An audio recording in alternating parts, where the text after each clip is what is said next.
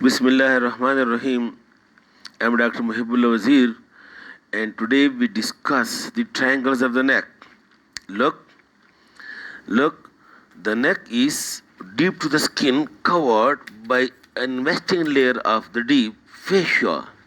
You can't see the muscles. And on the surface over here lies the external jugular vein.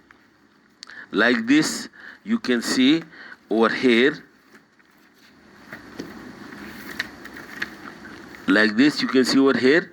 You can see this white is the investing layer of the fascia, and you can see this external jugular vein, and these supraclavicular cutaneous nerve, the transverse cervical cutaneous nerve. This you can see, as you can see it over here. This is the external jugular, and these are the supraclavicular descending and transverse cervical cutaneous nerves. Then when you remove the fascia, now look, understand it properly. Now you would be able to see this big muscle lying obliquely across the neck. This is sternocleidomastoid muscle. And then you would be able to see this another big muscle. This is trapezius. These muscles you can't see because these are covered by the prevertebral fascia. And these muscles you can't see because these are covered by the pretracheal fascia. Okay? And look, now this way the neck over here, and these muscles you see also in your own very clearly. Look, this one, this is the sternocleidomastoid muscle, and this is the anterior border of trapezius, and this you can see, this is the clavicle.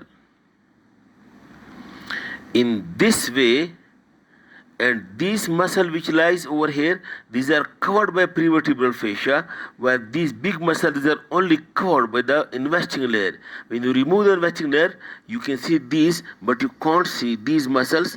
And also these cords of the brachial plexus also are being covered by the prevertebral fascia. Okay, in this way, note the point that the side of the neck is bounded superiorly by this lower border of the mandible, and anteriorly by this anterior midline, and inferiorly by the clavicle.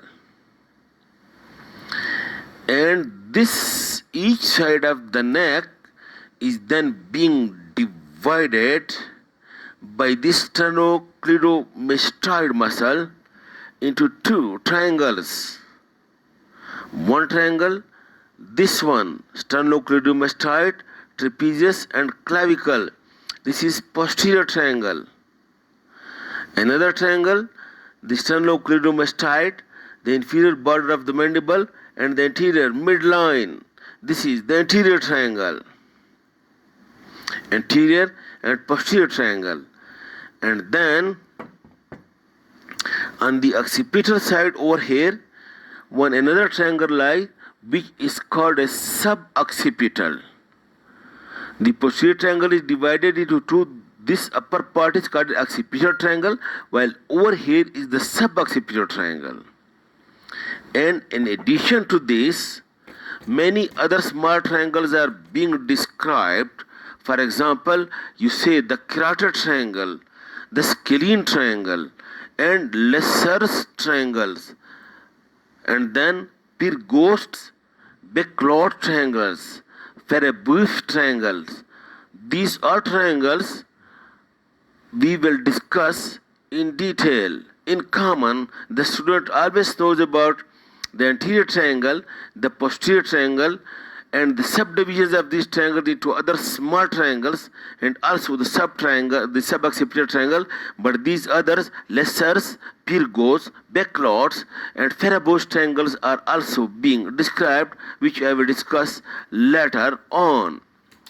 This is the introduction of triangles of the neck, and in the next lecture we will discuss the posterior triangle. Thank you.